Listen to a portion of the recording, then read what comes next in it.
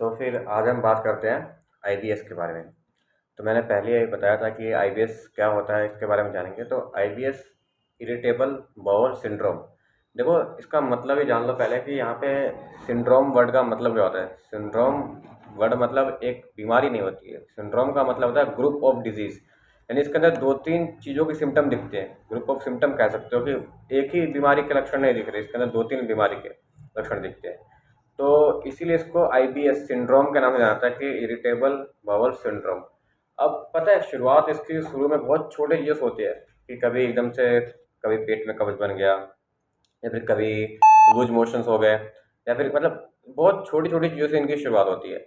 But क्या होता है कि हमारे धीरे धीरे जो पुअर डाइट होती है, पुअर एक्सरसाइज होती है, या फिर जो हमारी डेली रूटीन दिनचर्या होती है, उसको अच्छे से हैबिट में ना लाने से हमारी जो बॉडी होती है बहुत बैड परफॉर्म करती है।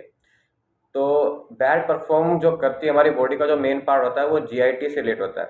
और ये साइकेट्रिक हमारे मानसिक तौर पे जितना हम इसको रिलेट करने की कोशिश करें तो हम पाते हैं कि कहीं ना कहीं हम साइकोलॉजी भी इससे बहुत जुड़े हुए हैं। तो डिपेंड करता है ये हमारे गैस्ट्रिक और मानसिक मतलब दोनों के ऊपर डिपेंड करता है कि ये बीमारी है क्या। तो कई लोग इसको बहुत हल्के में ले लेते हैं कि कुछ नहीं, आज हुआ है कल ठीक हो जाएगा, या फिर 2 दिन तो हुआ 3 दिन ठीक हो जाएगा, पर करते-करते धीरे-धीरे बहुत दिक्कत आती है।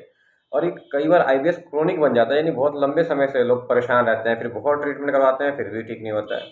उनको समझ में नहीं आता कि हमें हो क्या गया है, क्योंकि इसके सिम्पटम जो होते हैं बिल्कुल अजीब होते हैं। क्योंकि कभी उनको लगता है, फिर कभी उनका ऐसा होता है कि उनको एकदम से बहुत लूज़ मोशंस हो रहे हैं।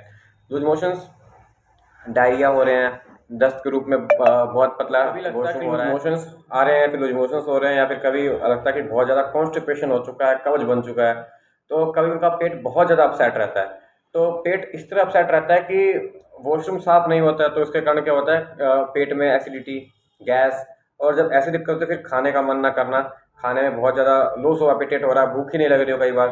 तो और इसके कारण फिर हमारी बॉडी वीक होती है, फिर हमारे माइंड में भी काफ़ी ज़्यादा इससे फ़र्क पड़ता है कि एक्चुअल में हो क्या रहा है, हम क्यों नहीं खा पा रहे हैं, और इससे हम और धीरे वीक होते हैं।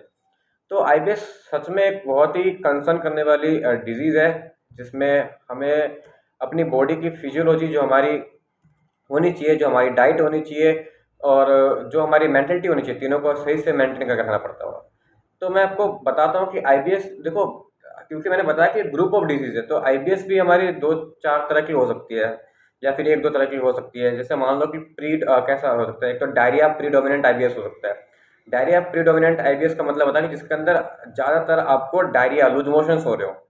या फिर एक हो सकता है कॉन्स्टिपेशन प्रीडोमिनेंट डायरिया। मतलब ऐसा नहीं है कि मैं डायरिया प्रीडोमिनेंट बोल रहा हूँ अगर आईबीएस, तो इसमें सिर्फ डायरिया ही हो रहा है, लूज मोशन कॉन्स्टिपेशन नहीं हो रहा है। हो सकता है दोनों ही होगा, बट इसमें लूज मोशंस की फ्रीक्वेंसी ज़्यादा होगी as compared to constipation, and it's vice वर्सा।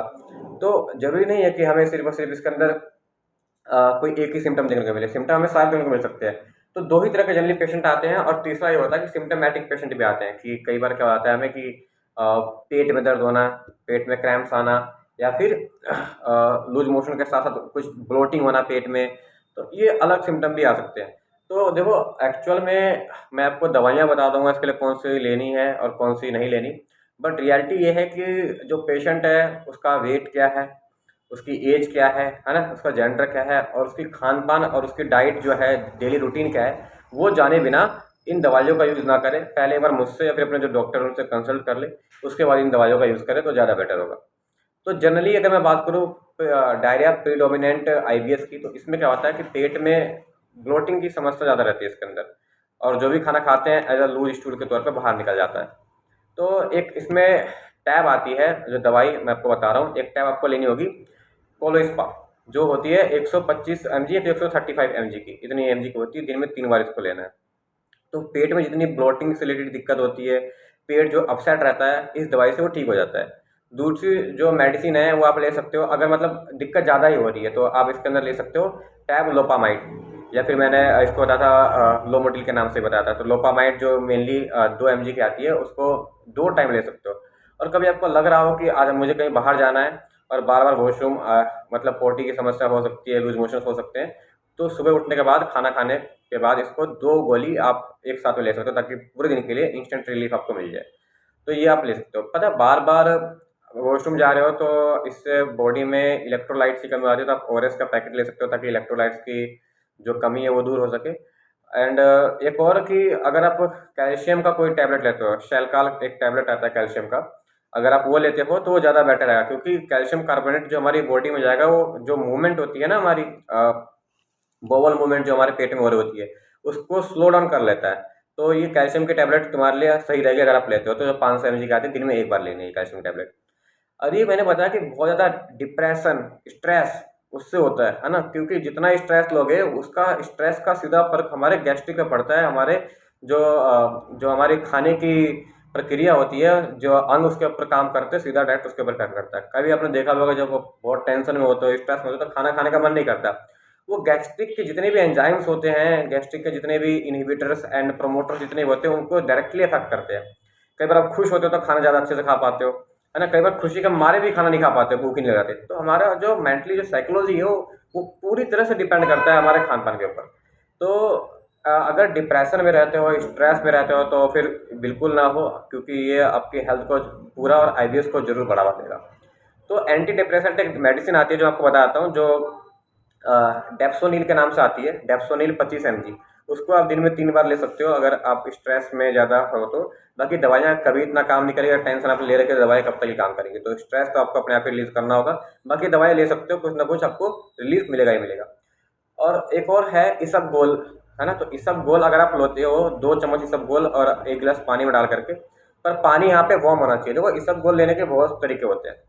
इसबगोल को आप गर्म पानी में लोगे इसका अलग फायदा होगा, ठंडे पानी लोगे अलग फायदा होगा, दूध के साथ लोगे अलग फायदा होगा। यहाँ अगर आप इसको गर्म पानी में लेते हो तो एक बल्कि सॉलिड फॉर्म प्रोड्यूस करता है वो, और वो आप पियो तो आप में आपकी जो फ्रीक्वेंसी है स्टूल की, तो उसमें थोड़ा कंट्रोल होगा। तो ये मैंने आपसे बात करी डायरिया प्रीडोमिनेंट आईबीएस की। अब मैं बात करता हूँ कॉन्स्टिपेशन प्रीडोमिनेंट आईबीएस, जिसके अंदर आपको कब्ज की समस्या ज़्यादा आती है। देखो कब्ज में जब ज़्यादा ऐसा होता है तो कब्ज में यही होता है कि फिर कॉन्स्टिपेशन, तो पेट और भी ज़्यादा दिक्कत होती है और उसमें गैस की प्रॉब्लम साथ में आती है। तो अगर ऐसी सिचुएशन हो, आप कॉन्स्टिपेशन वाले केस में आपको यही करना है कि जो दवाई मैंने बताई यही चलेंगी। बस एक जो दवाई मैंने बताई है लोमोटिल या फिर लोपामाइड, उसको बंद कर देना है, वो मेनली डायरिया में काम आती है। और उसकी जगह यहाँ पे कोई ना कोई आपको लग्जैटिव ले लेना है। लग्जैटिव जो आपके स्टूल को पास करने में हेल्पफुल हो, जैसे कि डुफेलैक हो गया या फिर कोई भी हो गया। तो आप लैक्टोलोज करके एक सिरप आता है जो 15 ml एट बेड टाइम, है ना, सोने से पहले आप ले सकते हो। जब सोने वाले हो तब जाकर के इसको ले सकते हो। बाकी जो दवाई बताया आप वही ले सकते हो। तो बाकी और ये जो इसमें दवाई बताई थी मैंने शुरू में कोलो स्पार्क करके नाम से, जो 135 mg का आती है, 3 टाइम लेना है आपको। ये दवाई दोनों में आपको लेनी है। अगर आपको आईबीएस की प्रॉब्लम हो रही हो तो दोनों में, चाहे आपको डायरिया हो रहा है चाहे आपको कुछ भी हो रहा हो, दोनों में आपको ये मेडिसिन लेनी है। बट ये खाना खाने से 15-20 मिनट पहले लेनी है। तो जब तीनों टाइम लोगे, तीनों टाइम खाना खाने से 15-20 मिनट पहले। डायरिया ज़्यादा हो रहा हो तो डायरिया वाले केस में आपको यही करना है कि जो जितने भी डेयरी प्रोडक्ट्स हैं उनको कम से कम करना है। जैसे दूध वाले जितने प्रोडक्ट्स होते हैं तो उनको थोड़ा कम ही रखो तो ज़्यादा अच्छा रहेगा। बट अगर आपको कॉन्स्टिपेशन वाला केस है तो उसमें डेयरी मिल्क या फिर डेयरी प्रोडक्ट जो है वो ले सकते हो, तो ज़्यादा बेटर रहेगा। क्योंकि जो डेयरी प्रोडक्ट्स होते हैं वो स्टूल को लूज़ करने में हेल्पफुल होते हैं, एज ए लग्जेटिव काम करते हैं। तो ये ज़्यादा बेटर रहेगा। बाकी मैंने दोबारा आपको बताया था इसी बारे में, जब आपको बताया था कि कोशिश करो कि अपने डॉक्टर से या फिर अगर हो सके तो मुझसे कंसल्ट करके आगे तो ही दवाई प्रोसीड करो, क्योंकि सबकी बॉडी फिजियोलॉजी और जो डेली लाइफ रूटीन होता है सबसे अलग अलग होता है। तो दवाइयाँ हर चीज़ देख के दी जाती हैं। एक दवाइयाँ जो लिखी है सिर्फ उसको प्रिस्क्राइब करने से काम नहीं चलता। तो कोई नहीं, अगर आपको कोई भी ऐसी इन्फॉर्मेशन लेनी हो जो आपके लिए ज़रूरी है, फिर आपको समझ में ना आई हो, तो आप मुझे इस नंबर पर कॉल कर सकते हो या फिर मुझे डायरेक्टली व्हाट्सएप कर सकते हो। Thank you.